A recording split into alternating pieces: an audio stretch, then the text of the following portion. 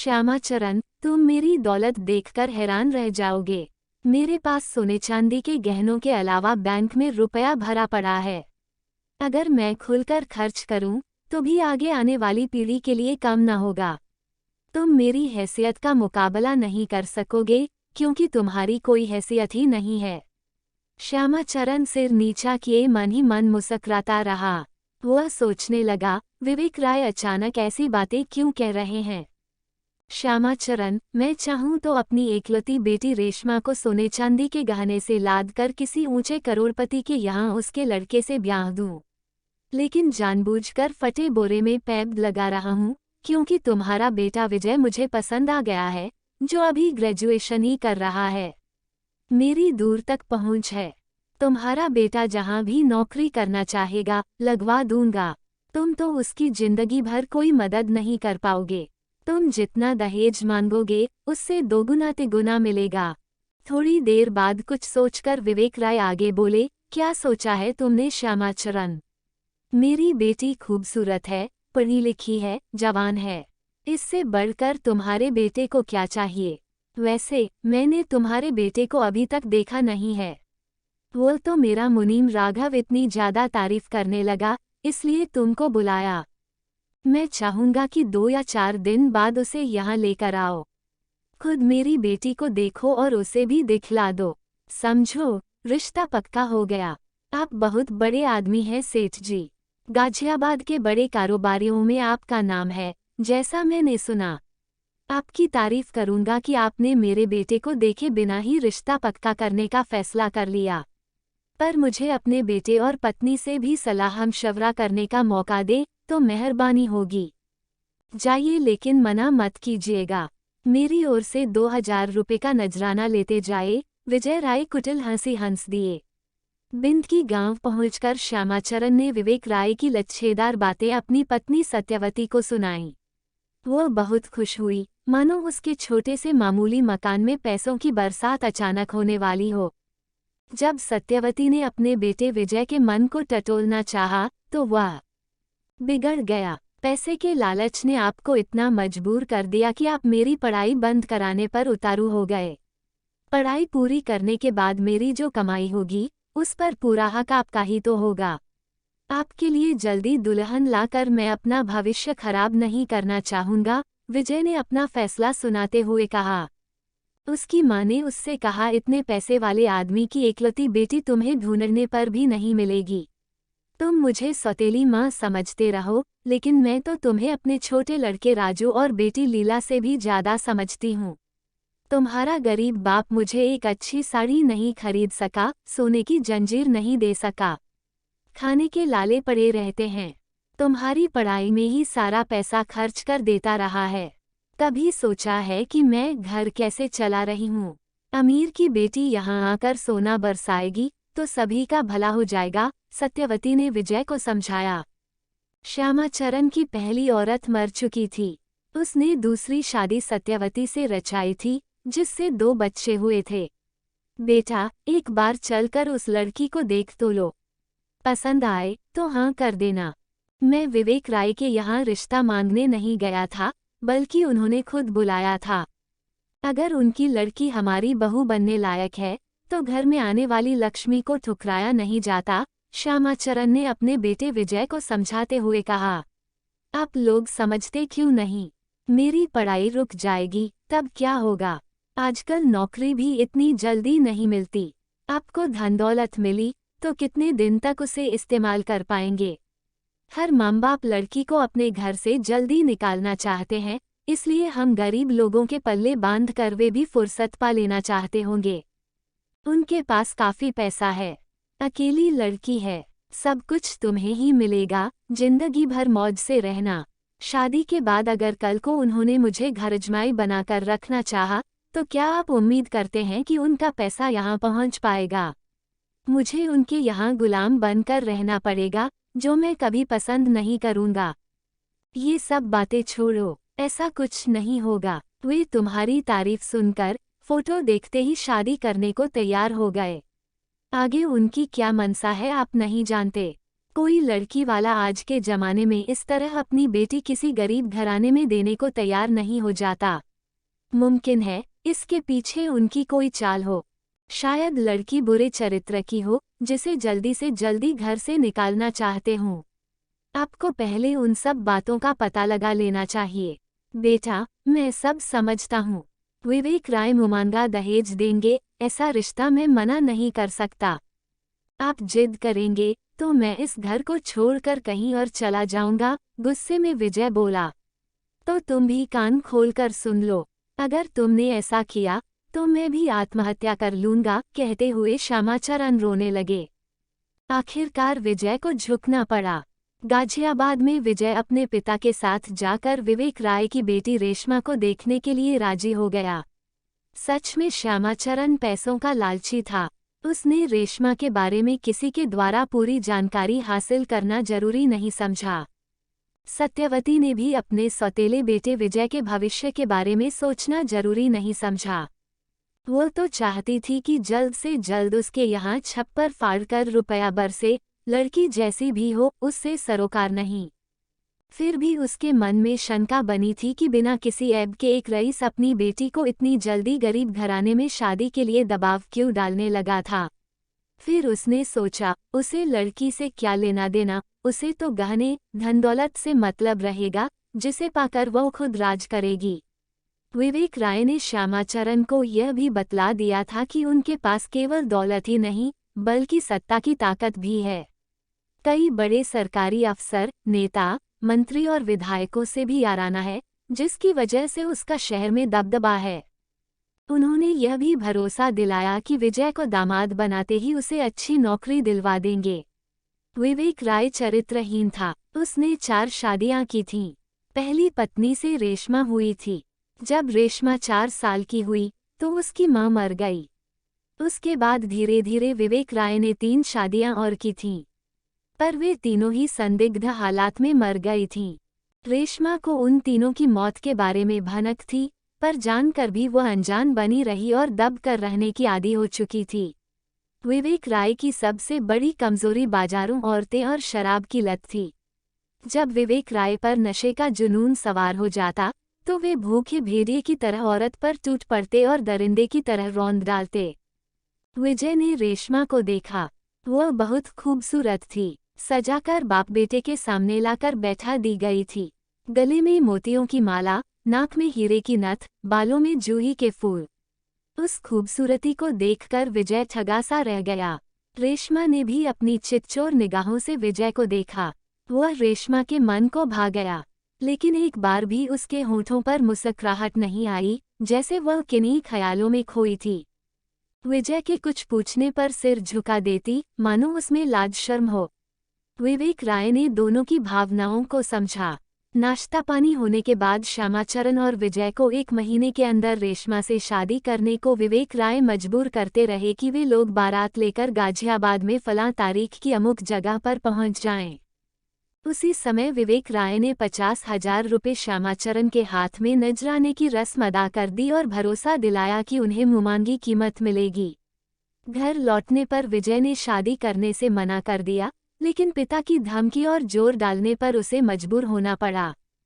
तय समय पर कुछ लोगों के साथ श्यामाचरण अपने बेटे विजय को दूल्हा बनाकर बारात गाजियाबाद ले जाना पड़ा। वहां आलीशान होटल में उन लोगों के ठहरने का इंतजाम किया गया था। बारात की शोभा बढ़ाने के लिए उन्हीं की ओर से इंतजाम किया गया था, क्योंकि विवेक राय शहर के रुतबेदार शख्स थे। देखने वाले यह न समझे कि बेटी का रिश्ता ऐसे वैसे घर में जोड़ा था। बारात धूमधाम से उनके घर के पास पहुंची। दुल्हन की तरह उनकी बड़ी सी कोठी को बिजली की तमाम रोशनी द्वारा सजाया गया था। शहनाइयों की आवाज गूंज रही थी। बड़े बड़े लोग, नाते रिश्तेदार, विधायक, मंत्री और शहर के जाने माने लोग वहां मौजूद थे। रेशमा को कमरे के अंदर बैठाया गया था। वह लाल सुर्ख लहंगे, दुपट्टे और गहनों से सजाई गई थी। सहेलियां तारीफ करते छेड़छाड़ कर रही थीं, पर वह शांत और गंभीर थी। शहनाई की आवाज मानो उसके दिल पर हथौड़े की तरह चोट कर रहे थे। शादी के बाद तीसरे दिन बारात वापस लौटी। कीमती तोहफे, घरेलू सामान और दूसरी चीजों से कई बक्से भरे थे, जिसे देखकर नाते रिश्तेदार खुशी से सराबोर हो गए। बहू का भव्य स्वागत किया गया। रात भर के जागे दूल्हा दुल्हन थके थे, इसलिए दोनों को अलग अलग कमरों में आराम करने के लिए घरेलू रस्मदाई के बाद छोड़ दिया गया। शाम तक दूसरे रिश्तेदार भी चले गए। सुहागरात मनाने के लिए रेशमा को सजाकर पलंग पर बैठाया गया था। विजय कमरे में आया। उसने अपनी लुभावनी बातों से रेशमा को खुश करना चाहा, हथेली सहलाए, अपने पास खींचना चाहा, तो उसने मना किया। कई बार उसके छेड़ने पर रेशमा उससे कटती रही। उसकी आंखों से आंसू निकलते देख विजय ने सोचा कि पिता की इकलौती औलाद है, उसे पिता से बिछुड़ने की पीड़ा सता रही होगी, क्योंकि उसकी मां ना थी। बड़े लाड़ प्यार से पिता ने पाला पोसा और माँ बाप दोनों का फर्ज अदा किया था। बहुत पूछने पर रेशमा ने बतलाया कि उसे पीरियड आ रहा है।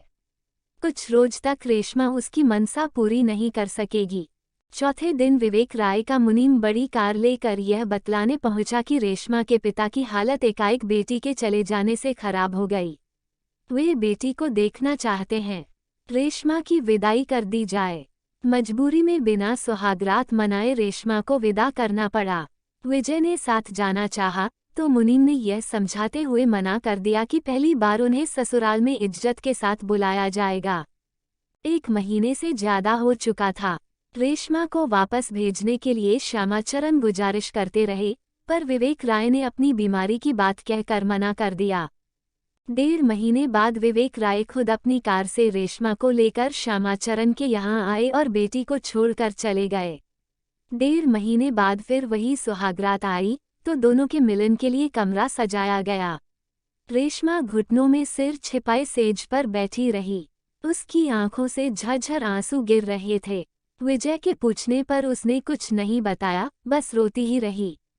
इतने दिनों बाद पहली सुहागरात को विजय को रेशमा का बर्ताव बड़ा अटपटा सा लगा।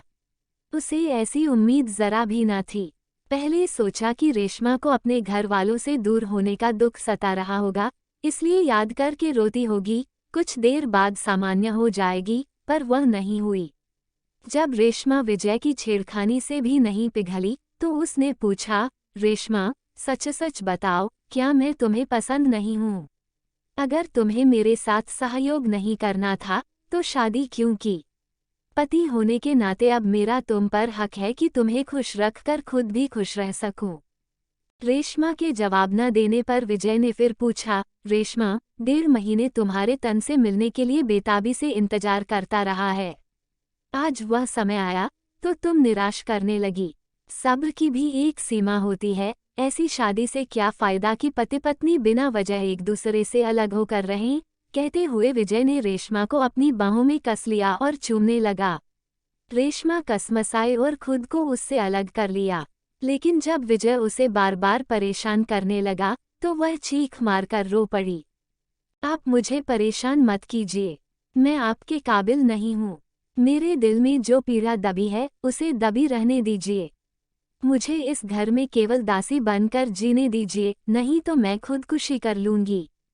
खुदकुशी करना मानो एक रिवाज सा हो गया है। मैं शादी नहीं करना चाहता था, तो मेरे बाप ने खुदकुशी करने की धमकी देते हुए मुझे शादी करने को मजबूर कर दिया। शादी करने के बाद मेरी औरत भी खुदकुशी करने की बात करने लगी। अच्छा, तो यही होगा कि सबकी चाहत पूरी करने के लिए मैं ही कल सबके सामने खुदकुशी कर लूं। नहीं नहीं, आप ऐसा नहीं कर सकते। आप इस घर के चिराग हैं, पर आप मुझे मजबूर मत कीजिए। मैं आपके काबिल नहीं रह गई हूँ। मुझे अपनों ने ही लूट लिया। मैं उस मुरझाए फूल की तरह हूँ, जो आप जैसे अच्छे इंसान के गले का हार नहीं बन सकती। मैं आपको अपने इस पापी शरीर के छूने की इजाजत नहीं दे सकती, क्योंकि इस शरीर में पाप का जहर भरा जा चुका है। मैं आपको कैसे बताऊं कि मेरे साथ जो घटना घटी, वह शायद दुनिया की किसी बेटी के साथ नहीं हुई होगी। ऐसी शर्मनाक घटना को बताने से पहले मैं मर जाना बेहतर समझूंगी। मुझे मरने भी नहीं दिया गया। 2 बार खुदकुशी करने की कोशिश की, पर बचा ली गई, मानो मौत भी मुझे जीने के लिए तड़पाती छोड़ गई। उफ, कितना बुरा दिन था वह, जब मैं आज़ाद होकर अंगड़ाई भी न ले सकी और किसी की बदनीयती का शिकार बन गई। इतना कहकर रेशमा देर तक रोती रही। विजय ने उसे रोने से नहीं रोका। अपनी आपबीती सुनाते सुनाते वह पलंग पर ही बेहोश होकर गिर पड़ी। विजय ने रेशमा के मुंह पर पानी के छींटे मारे। उसे होश आया तो वह उठ पल बैठी। मेरी आपबीती सुनकर आपको दुख पहुंचा, मुझे माफ कर दीजिए, कहकर रेशमा गिड़गिड़ाई। तुमने जो बताया उससे यह साफ नहीं हुआ कि किसने तुम पर जुल्म किया। अच्छा होगा तुम उसका खुलासा कर दो तो तुम्हें सुकून मिलेगा। लो, एक गिलास पानी पी लो। तुम्हारा गला सूख गया है, फिर अपनी आपबीती मुझे सुना दो। भरोसा रखो, मैं बुरा नहीं मानूंगा। विजय के कहने पर आंखें पोंछती हुई रेशमा अपनी आपबीती सुनाने को मजबूर हो गई। मेरे पिता मेरी माँ को बहुत प्यार करते थे। माँ की अचानक मौत से वे इतने दुखी हुए कि उन्होंने खूब शराब पीनी शुरू कर दी। मैं बड़ी होने लगी थी, मुझ में अच्छे बुरे की समझ भी आने लगी थी। पिता ने एक के बाद एक 4 शादियां कर डालीं। पहली 2 बीवियों को वे अपने दोस्तों को सौंपते रहे, जिससे तंग आकर उन्होंने नदी में डूबकर जिंदगी खत्म कर ली। तीसरी से शादी रचाकर उसके साथ भी वही बुरा काम वे करते रहे। उसने बहुत समझाया पर पिता नहीं माने। एक दिन उसने भी अपने मायके में जाकर खुदकुशी कर ली। मेरे पिता पर उनकी खुदकुशी करने का कोई असर नहीं पड़ा। पैसे के बल पर उनके खिलाफ कोई केस नहीं बन पाया। चौथी औरत इतनी खूबसूरत थी कि अपने प्रेम भाव से मेरे पिता को वश में करते हुए उनकी बुरी आदतें कई महीने तक छुड़ा दी। तब मैं 15 साल की उम्र पार कर चुकी थी। चौथी माँ भी मुझे अपनी सगी बेटी की तरह प्यार करती थी। 3 साल तक वह मुझे पालती रही, लेकिन उसे कोई ऐसी खतरनाक बीमारी लगी कि मर गई। मेरे जल्लाद पिता फिर से शराब पीने लगे, बाजारों औरतों को घर में बुलाकर ऐयाशी करने लगे। मैं अक्सर देखती तो आंखें बंद कर लेती। उनके दोस्त भी अक्सर घर पर आकर शराब पीते और औरतों से ऐश करते। उनकी गिद्ध जैसी नजरें मुझे भी देखती, मानो मौका पाते ही वे मुझे भी नहीं छोड़ेंगे। मैं उनसे दूर रहती थी। उनसे बचने के लिए अक्सर रात को अपनी सहेलियों के यहाँ सो जाती थी। एक दिन मेरे पिता नशे में चूर किसी नाचगाने वाली के यहाँ से लौटे थे। उनकी निगाह मुझ पर पड़ी। मैं मैक्सी पहने सो रही थी। शायद मेरा कपड़ा कुछ ज्यादा ही ऊपर तक खिसक गया था। नशे में चूर वे अपने खून की ममता भूल गए और मेरे पलंग पर आ बैठे। छेड़ते हुए मेरे जिस्म को सहलाने लगे। मेरी नींद खुली तो वे बोले, लेटी रहो। बिल्कुल अपनी माँ की सूरत पाई है तुमने, कोई फर्क नहीं। उसकी याद आ गई तो तुम्हें गौर से देखने लगा। उसके बाद मैंने बहुत हाथ पैर पटके पर वे नहीं माने। उन्होंने मुझे अपनी हवस का शिकार बना डाला। मैं बहुत रोई लेकिन उन पर कोई असर नहीं पड़ा। उस दिन के बाद से वे अक्सर मेरे साथ वही कुकर्म करते रहे। मैं उनके खिलाफ किससे क्या फरियाद करती। 2 बार खुदकुशी करने की कोशिश की पर बचा ली गई। इतना कहकर रेशमा रोने लगी। विजय चाहता था कि उसके रो लेने से उसका मन शांत हो जाएगा। सालों की आग जो दिल में छिपाए उसे तपा रही थी, आंसू बनकर निकल जाएगी। मेरी शादी आपके यहाँ इसलिए खूब दहेज देकर कर दी गई, जिससे सबका मुंह बंद रहेगा। मुझे शादी के चौथे दिन बाद उस पिता ने बुलवा लिया। उसका पाप मेरी कोख में पलने लगा था। अगर उजागर हो जाता तो उसकी बदनामी होती। मेरा पेट गिरवा दिया गया। 1.5 महीने बाद ठीक हुई तो मुझ फिर यहाँ पटका गया ताकि जिंदगी भर उस कलंक को छिपा कर रखूं। मैं नहीं चाहती कि मेरे इस पाप की छाया आप जैसे अच्छे इंसान पर पड़े। आप मुझे दासी समझकर यहाँ पड़ी रहने दीजिए। अगर आपने मुझे घर से निकाल दिया तो मेरे पिता आपको और आपके घर वालों पर मुकदमा चलाकर परेशान कर डालेंगे। आप चुपचाप दूसरी शादी कर लें, मेरे पिता आप लोगों के खिलाफ कुछ नहीं कर पाएंगे। जब मैं चुप रहूंगी तो कोई कोर्ट मेरे पिता की आवाज नहीं सुनेगा। इतना कहकर रेशमा विजय के पैरों पर गिर पड़ी। तुमने अपनी आपबीती बताकर अपने मन को हल्का कर लिया। समझ लो कि तुम्हारे साथ अनजाने में जो हुआ वो एक डरावना सपना था। मैं तुम्हारे दर्द को महसूस करता हूँ। उठो रेशमा उठो, तुमने कोई पाप नहीं किया। तुम्हारी जगह मेरे दिल में है। तुम्हारी चुनरी का दाग मिट गया। आज से तुम्हारी जिंदगी का नया सवेरा शुरू हुआ, जो अंत तक सुखी रखेगा। कहते हुए विजय ने उसे उठाया, उसकी आंखें पोंछीं और सीने से लगा लिया। रेशमा भी विजय का प्यार पाकर निहाल हो गई। और कहानियाँ सुनने के लिए हमारे YouTube channel R N the rock entertainment को लाइक एंड सब्सक्राइब करें। धन्यवाद।